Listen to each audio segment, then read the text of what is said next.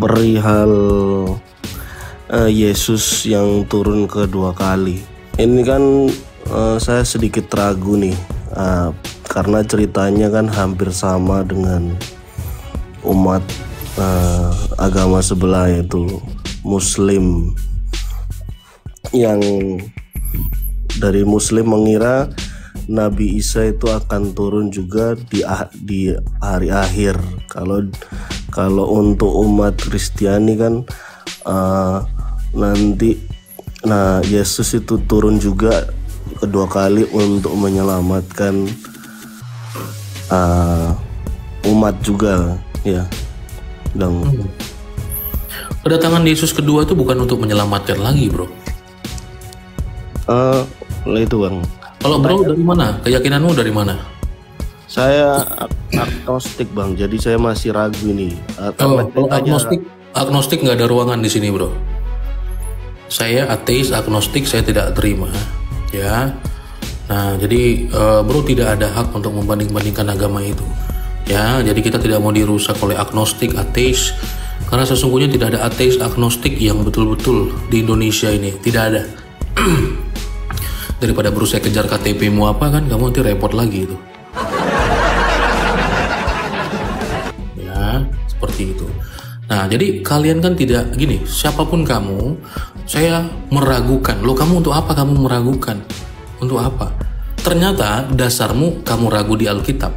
Kenapa kamu ragu di Alkitab? Karena yang lain pun begitu. Itu aneh dasar kamu membangun keraguan itu. Karena kamu tidak percaya tapi kamu ragu, itu aneh. Ya, nah teman-teman, kita semua di sini udah vaksin dari kecil. Kalau mungkin mau berbohong ya jangan di sini. Oke. Saya mengatakan itu karena saya dari awal saya udah bilang bahwa dari keyakinan apapun boleh. Boleh, apa saja boleh. Ya. Nah, bukan saya melarang ini hanya untuk Kristen atau hanya untuk Islam, tidak. Jadi semua boleh. Asal jujur keyakinannya apa. Karena yang kita bahas keyakinan. Kalau kita bahas tempe orek, semua boleh masuk, bahas apa aja boleh. Ya, tapi kita bahas ini keyakinan. Jadi, waktu kamu bertanya tentang keyakinan kami sebagai seorang Kristen, maka kami perlu tahu kamu bertanya sebagai apa. Ya, sebagai keyakinan apa? Karena ada banyak teman-teman mengaku ateis, agnostik, ya. Nah, ternyata ya pertanyaannya itu kita sudah tahu bahwa dia ini punya pemahaman apa yang ada di belakang kepalanya. Ya, seperti itu. Jadi apapun, keyakinan apapun boleh, ya. Baik, kita lanjutkan ya. Halo. Ya, Rasik Fayed, selamat sore. Ya, sore, bro. Ya, silakan. Saya tadi lewat. Saya mau bertanya, saya. Lewat mana? Tadi Mas Elia bilang, kalau nggak salah tadi katanya Yahudi sama Kristen sepakat. Apa? Kalau apa tadi, Mas? Yang saya lupa lagi. Tentang Ishak, Pak. Hah? Tentang pengorbanan Ishak dan juga jalur Mesias dari Ishak. Setahu saya, Mas, beda sih. Kalau Yahudi justru dia meludahi Kristen kalau setahu saya. Nggak apa-apa. Nggak ada urusannya, bro. Tadi kan bro. Beda kasus itu. Kalau kamu bilang Kristen diludahin, kalau yang di sana diroket, itu lebih parah mana itu? Itu beda, itu penjajahan. Kami diludahin nggak apa-apa, tapi di sana diroket gimana itu? Sama roket, bro. Buktinya Hamas saja sampai sekarang tidak jatuh-jatuh. Kan simpel kan? Puncak saya bukan ke oknum-oknumnya. Kamu bilang Kristen diludahin, tapi di sana diroket. Aduh, repot kan? Nah, langsung kepada pertanyaanmu aja. Apa yang mau kamu tanya? Itu pertanyaanku, Mas. Itu pertanyaanku, bro. Apa itu? Itu kan tadi apa, sepakat kalau Yahudi sama Setahu saya Yahudi Sebentar, tidak menganggap kamu selesaikan dulu. Yahudi sepakat kalau apa tadi? itu tadi Mas Elia bilang. Enggak. Kamu bilang sepakat apa? Kamu ngerti nggak yang kamu tanyakan itu? Sepakat kalau Kalau apa? apa? Loh, kamu gimana sih? Ini Malina yang harus ngadapin ini. Kan tadi kamu bilang katanya Yahudi sepakat kalau apa itu?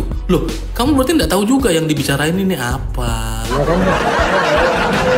Kak, woi, Razik, Apa itu? lu mau ngomong apa sebenarnya? Hah? Lu mau nanya apa sebenarnya? Ah, Yang boleh Bahlul, tapi jangan permanen, tolong. kita cerita santai-santai aja. Nggak mau terlalu Makanya dalam jidat dalam. jangan sering Santai-santai. jedotin ke lantai, jadi bego. Oh iya, saya mau tanya yang saya tahu para pendeta-pendeta para jadi mualaf. Kenapa? Ya, berarti ini nggak bisa diskusi nih bang. Abang belajar diskusi dulu baru naik ya. Bukan diskusi. Iya, para pendeta-pendeta. Bro, kalau saya sudah suruh list nanti bro pusing lagi. Kainama. Dia udah bilang aku nggak sekolah, aku nggak belajar. Tapi kalian anggap persoalan nggak? Nggak persoalan itu. Yang penting menghujat Kristus, itu dia. Jadi dia sudah mengaku nggak pernah ke Israel, tidak pernah sekolah Alkitab. Kok kalian nggak ngamuk sih? Ya, janganlah suka makan hoax itu teman-teman. Ya. Nah, dia sudah ngaku loh dia bohong. Ya, terus kalau teman-teman bikin apa? Saya mau lihat bagaimana respon teman-teman yang jujur ini. Ya, ternyata nggak ada. Ya, selama agendanya untuk menjelek-jelekkan Kristus masih jalan, itu nggak ada masalah. Repot kalian ini. Oke, yang lurus-lurus saja ya. Kita lanjut dulu teman-teman. Sebentar ya. Oke.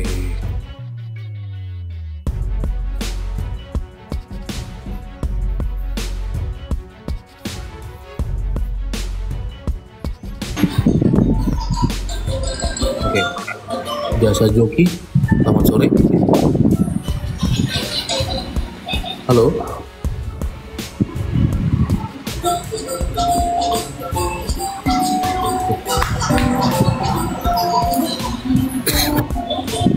Halo, jasa joki. Oh, saya lagi nonton Cocomelon itu. Aduh. Nonton yang seusiamu lah, bro. Bercanda ya. Bercanda. Kita lanjut dulu ya. Ya, saya hafal itu karena anak saya juga sering dengar lagu itu ya. Oke, kita lanjut dulu.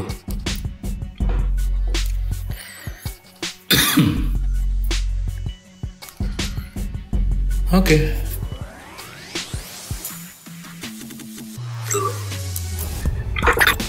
Halo. Ya, Zorion Arsa. Selamat sore. Selamat sore.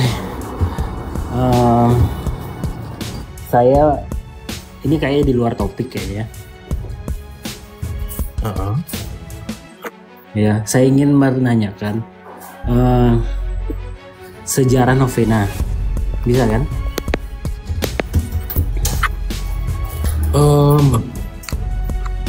Gini kawan, saya nggak tahu ya. Mungkin teman saya tahu, siapa namanya, Elie juga tahu, pasti Malina tahu. Tapi kami kebetulan kami semuanya Protestan, brother. Jadi kami hanya tidak mau melompati sebuah hierarki ya yang menjelaskan itu. Ya, kami bukan Katolik. Nah, jadi ada penekanan-penekanan tertentu yang mungkin kami merasa mungkin kurang pantas kalau kami yang jelaskan. Paham bro, Zorion? Paham. Lalu saya penasaran aja. Siapa tahu kalian bisa menerangkan kan? Saya tahu. Tapi saya merasa kurang berhak untuk menjelaskan itu karena saya bukan Katolik ya. Begitu. Oke, brother, mungkin yang secara doktrinal atau secara alkitabiah saja mungkin nanti ya. Oke, thank you.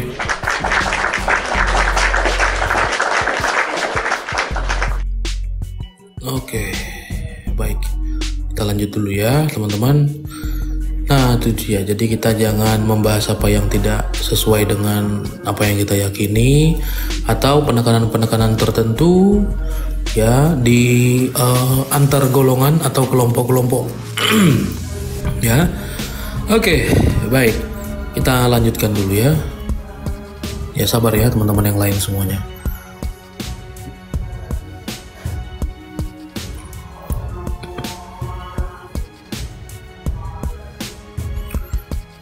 Terlempar. Oke, bentar teman-teman.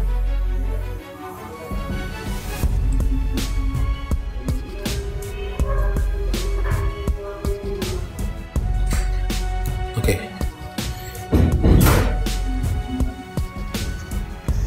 Iya, Aka.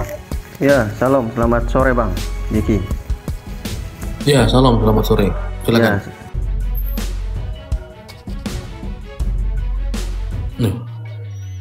Kok terlempar semua ya? Bagaimana teman-teman, suaranya masih oke ya? Masih kedengaran ya? Iya, Pastor. Mantap. Lanjutkan. Backgroundmu itu yang bikin terlempar tadi gitu. Oke. Urip Santoso, selamat sore. Ali anjing. Halo? Ngomong apa kamu Urip? Elia anjing katanya. Astaga. Aduh, Elia anak mak, kasihan anak mak. Tuhan berkati kamu, bro. Amin.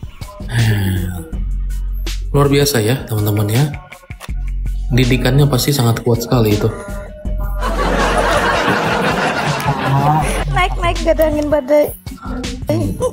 Kalau dia nggak ngomong gitu, nggak bisa tidur dia malam ini tuh. Ini harus dikeluarkan memang. Oke, baik. Adigan, selamat sore. Sore. Ya. Ya, silakan Dengar nggak? Adigan.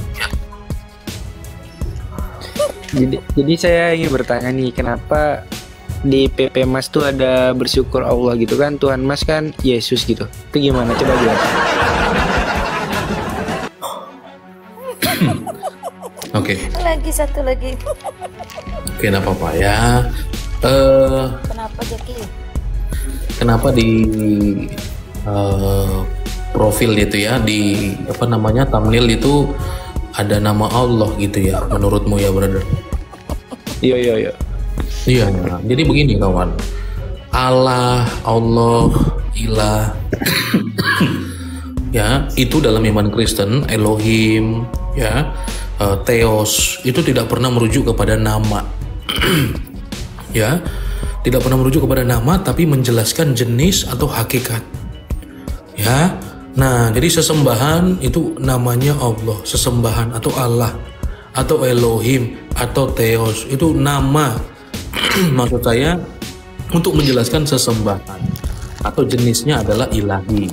Jadi tidak pernah merujuk kepada nama. Begitu. Nah, setahu saya memang bahwa yang menjadikan Allah, nama Allah dalam bahasa Arab sebagai nama personal atau nama pribadi daripada Tuhan itu hanya Islam. Ya, seperti itu. Tetapi Iya, saya ngerti. ya, oke. Jadi ada yang menyebutkan tuh bahwasannya kayak di bagian umat Kristen tuh kan katanya ada Tuhan Tritunggal. Maksudnya gimana tuh? Oke. Yang benar adalah Allah Tritunggal. Allah Tritunggal ya gitu. itu adalah, ya, Allah Tritunggal itu adalah hakikat Allah yang sejati dan hanya Dia yang sesungguhnya adalah Allah. Kenapa? Karena Allah yang sejati itu adalah Allah yang bersama dengan firman dan rohnya. Ya, jadi Allah Tritunggal itu sedang tidak berbicara jumlah Allah atau ada berapa Allah, tapi Tritunggal itu berbicara kebagaimanaan Allah yang esa. Ya, nah bahwa Allah yang esa itu adalah Bapa, Firman, dan Roh. Malina makan apa itu? Masuk suaranya.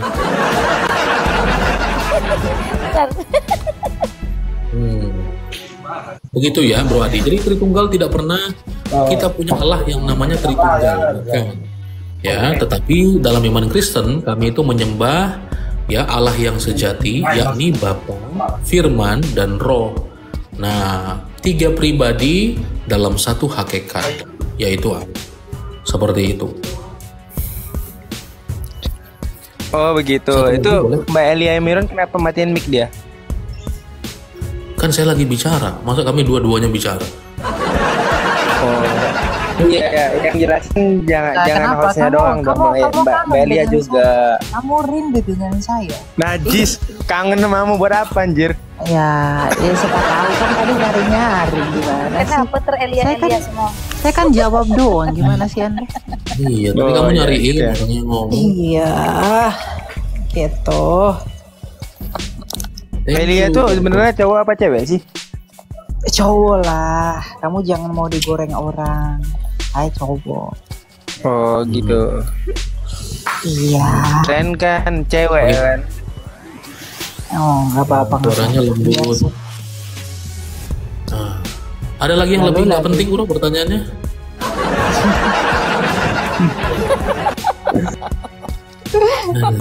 Cukup dulu ya, brother.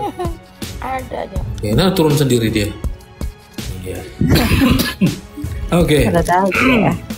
Sabar ya, Pastor ya. Kalau ada Elia memang kayak gitu, Pastor. Agak. Jadi mereka ini pas ada Elia tuh tiba-tiba kayak kerasukan apa gitu. Teman-teman santai aja lah. Ini tadi, ya tadi kan nonton santai. Tiba-tiba ada Elia langsung kemasukan apa gitu. Gitu. Kenapa sih? Kita bahas tentang Nabi Elia. Mereka nggak tahu Nabi Elia itu membunuh berapa ratus Baal. Itu sekali-sekali cerita tentang Nabi Elia. Maksudnya katanya Elia kan nama perempuan. Lah gundul sekali kamu Elia nama perempuan. Mereka nggak tahu tentang Nabi Elia, makanya harus diceritakan betapa Nabi Elia itu sakti mandraguna. Itu dia ya. Santai aja teman-teman. Ya, jadi ya kalau kamu tidak suka, kamu kan bisa nonton Kupas-Kupas Telur, Pargoy, kan bisa ke sana.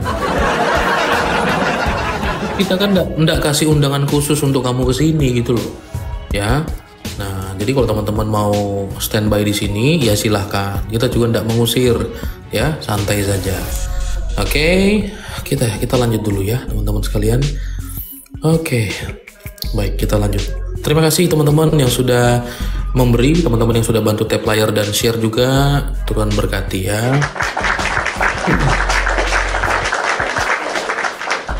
Oke, apakah sudah di atas Putri Hasibuan? Selamat sore Putri Hasibuan. Masih muter-muter ya. Halo. Halo. Ya, sudah masuk suaranya, silakan. Udah di atas. Ya. Kak, selamat sore. Selamat sore. Aku mau tanya dong sama Bapak Pak Jeki ya. Ya. Kalau menurut pandangan Bapak tentang perselisihan Israel dan Palestina itu gimana? Terus menurut pandangan iman Kristen itu sebenarnya Israel itu bagaimana sih dari akhirnya gitu, dari pandangan Kristen gitu. Oke. Karena ini lagi happening ya. Terima kasih. Oke. Ya, nanti saya mute sebentar ya. Karena ini lagi happening, problem yang dibawa oleh yang sering dipodcastkan ya di mana-mana, bahkan menjadi problem untuk teman-teman dari lintas iman terkait dengan pendapat Bro Elia. Nah, jadi nanti Kak Putri saya mute dulu ya karena suaranya masuk ya, suara dari luarnya lebih besar. Nah, nanti Elia yang menjelaskan teman-teman, tapi kalau bisa menyebutkan negara tertentu itu kasih inisial depannya aja ya. Karena TikTok sangat mewanti-wanti isu global itu. Ya, nanti tiba-tiba kita langsung ditutup warung itu, bisa terjadi. Ya, jadi kita ganti dengan I dan P saja, ya, supaya agar tetap aman, ya, sentosa akun ini teman-teman. Oke, diganti dengan I dan P. Yang pertama, saya tidak membahas urusan politiknya, Kak ya. Jadi saya tidak mau berurusan dengan itu dan saya tidak berpendapat untuk hal itu. Itu menjadi pendapat pribadi saya saja. Nah, tetapi nanti kalau berbicara masalah faktor teologisnya, nah nanti karena lagi happening ini tentang Elia, nanti saya persilakan Bro Elia yang untuk menjelaskan ya, seperti itu. Thank you teman-teman semuanya. Oke. Ada ya, monitor Elia.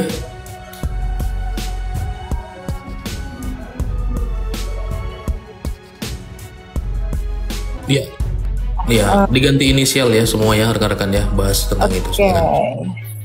Ya. Jadi begini, Putri Hasibuan. Bagaimana pandangan Iman Kristen mengenai perang antara I dan P saat ini? Begini ya. Sebenarnya pandangan kekristenan itu sudah saya wakilkan di dalam podcastnya Dr. Richard beberapa waktu lalu, bahwa kekristenan itu tidak memihak siapapun. Kekristenan itu tidak pernah membenarkan aksinya si I yang melakukan genosida, dan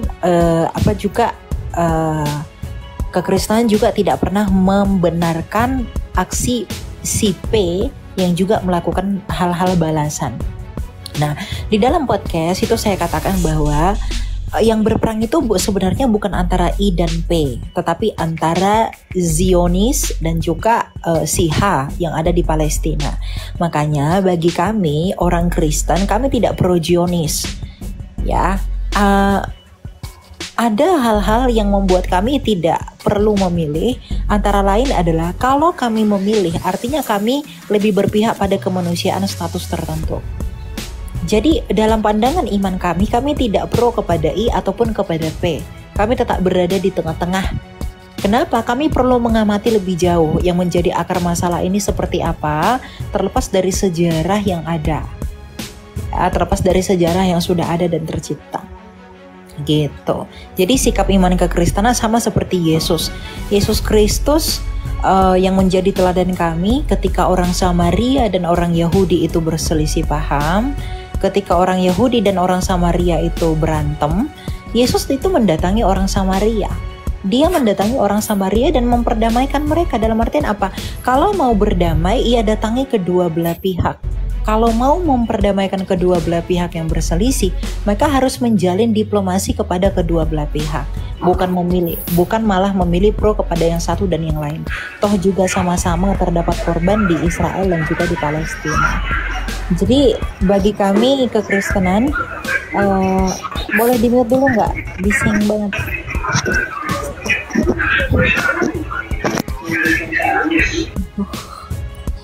Jadi bagi kami kekristenan, kami tidak memihak pihak siapapun. Kami tidak berdiri di Israel, karena Israel itu tidak lagi istimewa bagi kami. Israel itu tidak ada lagi pentingnya bagi kami. Ya, tapi kita juga tidak boleh melupakan sejarah. Tapi untuk saat ini, Israel itu tidak lagi istimewa bagi kami secara teologis. Nah, demikian juga dengan Palestina.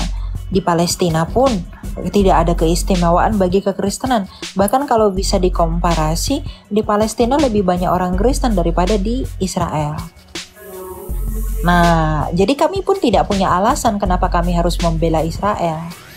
Makanya kami memilih untuk bersikap netral dalam hal ini. Gitu. Oh iya. Oke, makasih ya Kak penjelasannya. Oke, thank you. Oke, makasih. Ya, selamat sore.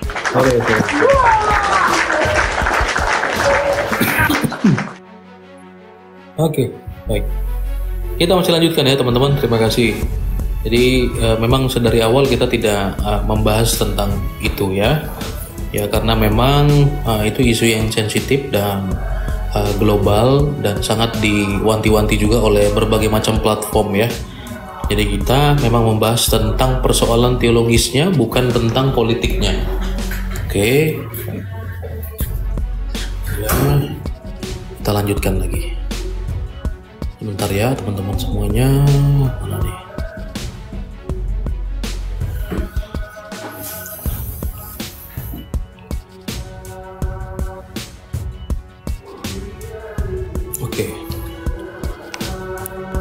Teman-teman siap ya dengan perangkatnya ya. Jadi saya sangat random sekali untuk naikkan. Ya, Aska Alfa, selamat sore. Halo. Halo. Malah di mute sih, brother. Jangan sia-siakan kesempatan ini ya. Iya. Oke, kita lanjut dulu ya. Terima kasih ya teman-teman yang sudah hadir dan bergabung bersama dengan kita. Teman-teman sekali lagi yang belum follow, teman-teman silakan follow. Ya? Kenapa, Mak? Itu background Jackie ya? Background muka itu? Oh ya udah. Maksudnya apa tuh? Backgroundnya kenapa, Mak? Background ada pengaji. Oh iya. Back sound, aduh, mulai background kirain. Oke, kita lanjut ya. Malin ngomong background, saya kira kenapa tuh backgroundnya? Entah nggak kebaca atau gimana gitu. Tuh. Ini pada kelempar semua ya teman-teman nih. Sabar ya teman-teman. Oke.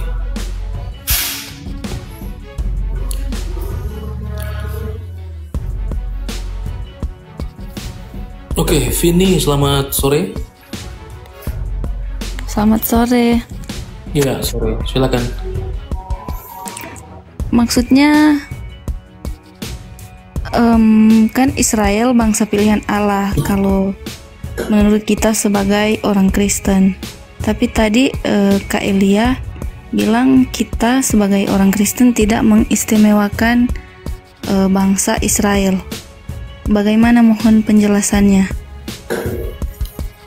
Okay. Sebelumnya, shalom, damai di hati. Iya, damai di hati.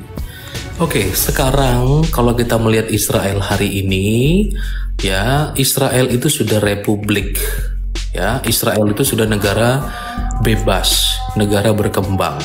Nah, jadi kalau ada hal-hal yang dilakukan secara politik, ya, apakah orang Kristen kemudian mau mendukung itu sebagai sebuah kebenaran atas nama umat pilihan? Apakah kita mau melakukan mau melakukan hal-hal yang Israel hari ini saya tadi katakannya sudah politik, sudah republik. Dalam pengertian dia negara berkembang. Jadi apapun yang menjadi keputusan negara Israel hari ini, apakah kita mau bertanggung jawab dan mengangkat itu sebagai orang Indonesia? Jadi keputusan Israel adalah juga menjadi keputusan kita. Apakah begitu? Kan tidak. Nah, maka tadi dikatakan secara teologis bahwa Alkitab mengatakan keselamatan datang dari bangsa Yahudi. Tetapi kita tidak berhutang apapun kepada orang Israel. Indonesia tidak berhutang apapun kepada negara Israel. Indonesia tidak berhutang apapun kepada orang Yahudi. Tidak.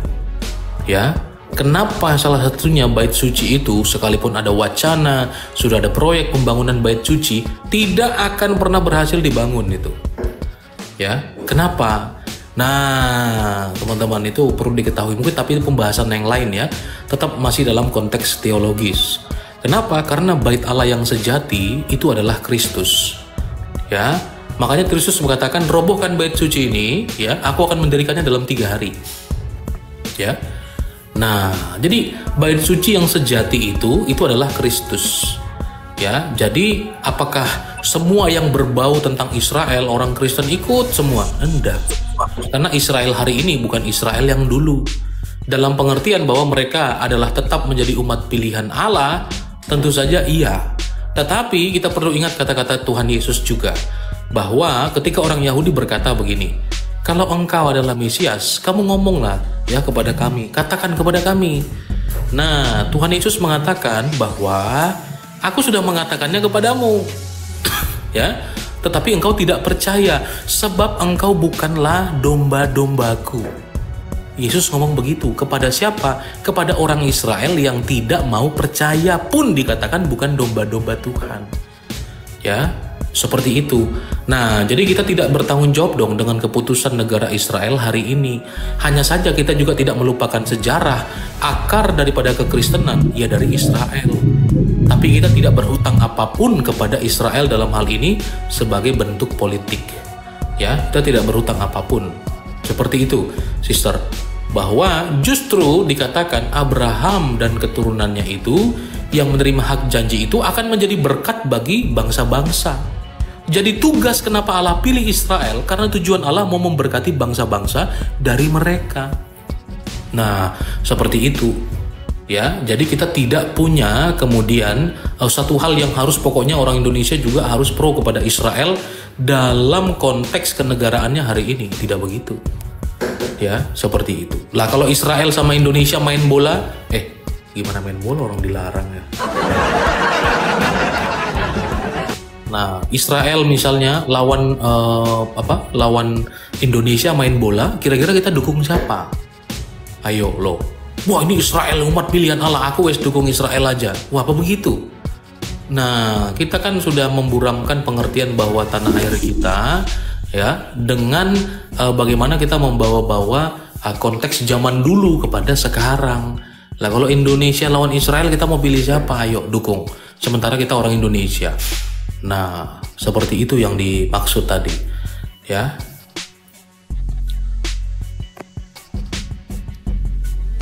Oke, paham Kak Vini?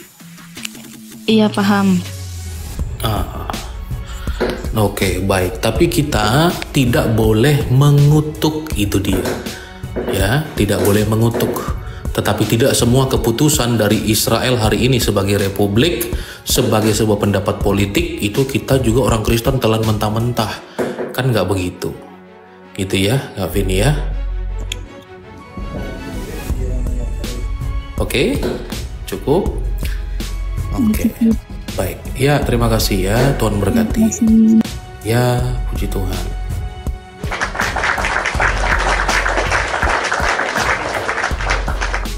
Oke, kita kembali ya teman-teman. Orang Kristen itu disuruh untuk memberkati, bukan untuk mengutuk. Jadi kalau salah satu kamu kutuk, itu tidak boleh ya. Tidak mungkin berkat dan kutuk bisa keluar dari satu mulut yang sama. Jadi tidak perlu mengutuki yang lain dan mengutuki siapapun. Tetaplah bersikap netral, dalam artian tidak memihak yang satu dengan yang lain. Karena kekristenan, bahkan saya pribadi juga menyaksikan betapa biadabnya orang Zionis. Begitu juga sebaliknya. Ya, tetapi itu alasan kita. Kenapa? Karena fokus kita kepada manusianya, bukan kepada bangsanya. Karena bagaimanapun Israel yang ada sekarang bukanlah Israel yang terdahulu, yang daripadanya datang keselamatan itu. Istimewa secara historis, tetapi secara teologis tidaklah demikian. Ya, jadi mohon bijak untuk menanggapi isu mengenai hal ini secara khusus dari kekristenan. Orang Kristen yang pro Israel, orang Kristen yang mendukung Zionis, itu bukan orang Kristen yang sejati. Itu bukan orang Kristen yang baik. Atau mungkin orang Kristen yang mendukung sepihak mungkin kepada Palestina, itu juga tidak orang Kristen yang baik. Kalau orang Kristen yang baik itu akan meneladani sikap Kristus dalam membangun diplomasi.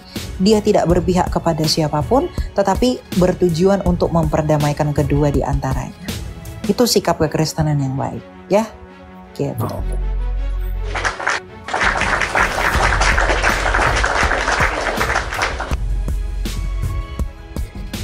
Baik, Jen, selamat sore. Halo, Jen. Selamat sore.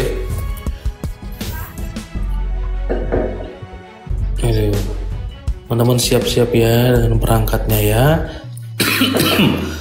Siapa tahu dapat kesempatan ya. Karena saya dengan random saja nih teman-teman. Karena nggak berurutan kalau di TikTok ya. Oke. Panggilnya. Halo, selamat sore. Iya, selamat sore. Izin bertanya. Iya. Apa sih yang ngebuat orang Kristen itu underestimate dengan orang Islam?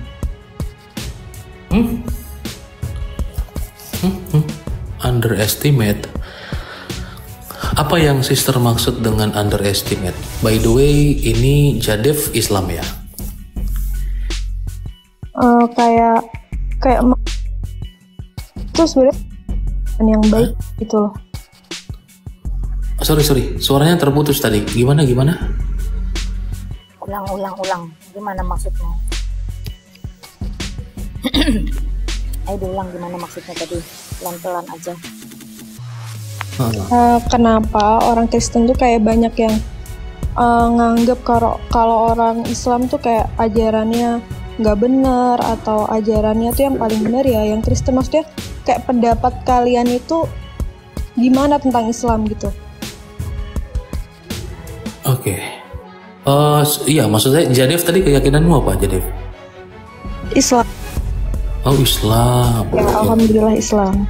Oke, good. Saya nggak tahu ya harus mulai dari mana ya, tapi pendapatmu tentang orang Kristen underestimate, ya, saya nggak tahu ukurannya apa gitu, sehingga kamu punya pendapat orang Kristen underestimate kepada Islam. Nah, bukankah begini, Jadev, bahwa di dalam kitab sucimu, ya, itu telah mengatakan kepada kami, ya, bahkan sebelum kami bertindak, atau saya nggak tahu kenapa itu bisa ada, dalam kitab sucimu dikatakan Yahudi dan Nasrani tidak akan senang. Itu ukurannya apa itu, ya? Nah, sehingga kami dalam hal ini, ya, dianggap terlibat dalam teks itu, sehingga kami dianggap tidak senang, ya, tidak akan senang dengan kalian, sehingga pola pikir teman-teman yang Islam juga melihat kami ini nih orang yang tidak menyenangi kami. Sister tidak akan pernah temukan dalam Alkitab boleh mengatakan kafir kepada yang berbeda. Bahkan Kristus melarang kami untuk melakukan itu, ya. Nah, tetapi tentu saja di dalam kitab suci sister, ya, itu ya memang mengatakan itu kepada yang berbeda, ya. Nah, seperti itu. Jadi kalau dikatakan underestimate, kami tidak underestimate. Kami memandang kalian sebagai orang-orang yang sebagaimana kami, sebelum kami diselamatkan, kami seperti domba yang tidak punya gembala, ya. Nah, tetapi waktu kami sudah berjumpa dengan Kristus, kami memiliki gembala yang agung dan mulia yang akan memimpin kami kepada air yang tenang dan rumput yang hijau. Jadi tidak pernah kami menganggap, wah, kami nggak akan senang sama kalian kalau nggak ikut kami. Sama sekali tidak, ya. Nah, saya nggak tahu itu apakah bentuk sebagai sebuah tuduhan atau bentuk sebagai sebuah antisipasi, ya, kepada kami begitu. Sehingga tuduhan tidak senang, ya, itu menjadi tidak relevan karena kalau dikatakan tidak senang, siapa yang hari ini paling banyak membubarkan rumah ibadah? Ya, siapa yang hari ini paling banyak membubarkan rumah ibadah? Rumah ibadah siapa yang pernah dibubarkan oleh orang Kristen tuh? Ya, rumah ibadah siapa yang kemudian pernah mendapatkan sesuatu yang akhirnya memecahkan bangku, memecahkan jendela orang-orang yang terluka? Ya, kalau dikatakan itu kami tidak senang, kami yang harus melakukan itu. Nah, tapi kenapa justru kami yang dianggap tidak senang, tapi kami yang dilukai? Ya, seperti itu. Nah, jadi underestimate, saya nggak tahu bahwa itu bahasa dari mana sister dapatkan. Dan itu tentu berbeda kalau tanya tentang pendapat kami tentang Islam. Pendapat kami tentang Islam itu adalah suatu agama resmi di Indonesia yang dibawa oleh Nabi Muhammad dan kemudian itu disebarkan oleh para sahabat, kemudian kepada tabiin, semuanya sampai kepada Indonesia. Ya, seperti itu. Itu pendapat kami tentang Islam adalah ajaran, ya, dari Nabi Muhammad. Selesai. Jadi kami tidak pernah ada pengajaran daripada Kristus untuk kemudian menghina, ya, melecehkan, disuruh memerangi yang berbeda. Itu tidak pernah Yesus lakukan, ya, seperti itu, sister.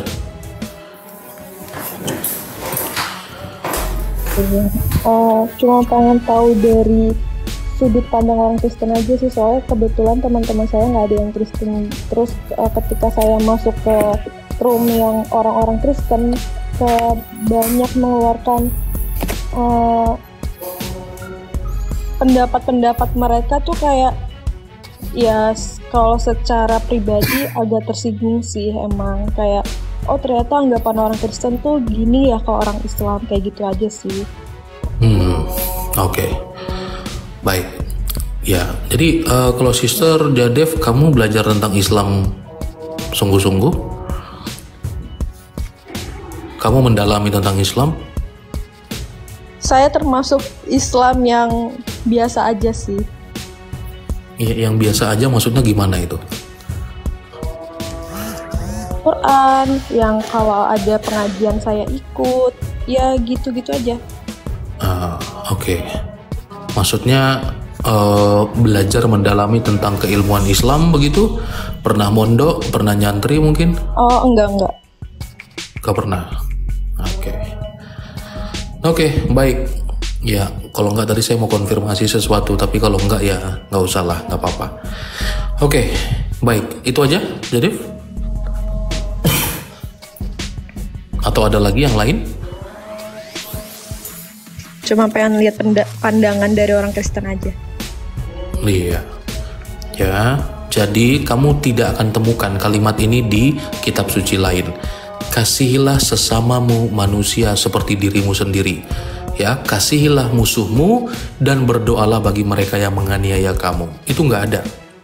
Ya, seperti itu. Jadi tuduhan tentang kami underestimate, kami tidak suka, tidak senang, itu tidaklah benar. Ya, seperti itu. Mungkin itu aja ya, Jadev ya. Terima kasih sudah hadir dan mampir. Kalau ada kesempatan di lain waktu silahkan mampir kembali ya. Tuhan Yesus memberkati kamu juga.